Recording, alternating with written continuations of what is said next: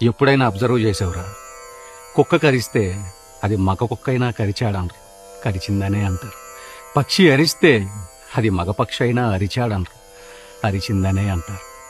వర్షానికి జెండరే లేదు కానీ కురిసిందనే అంటారు, కురిశాడనరు.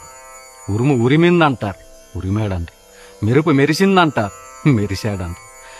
కంప్యూటర్ దగ్గర నుంచి కాలీఫ్లవర్ వరకు, పారే నదుల దగ్గర నుంచి జారే జలపాతాల వరకు ప్రతిదీ స్త్రీలింగానికే సంబంధించిందిరా.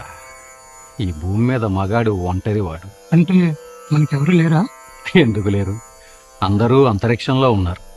సూర్యుడు, చంద్రుడు, బుధుడు, గురుడు, శుక్రుడు, అంగారకుడు. ఈలాన్ మస్క్ గాడు మగాళ్ళందరినీ మార్స్ మీదకి తీసుకెళ్లే రోజు కోసం ఎదురు చూస్తున్నానరా. అప్పటిదాకా ఏం చేయాలి? కోపాన్ని కంట్రోల్ చేసుకోవాలి, ఆహాన్ని అణిచేసుకోవాలి.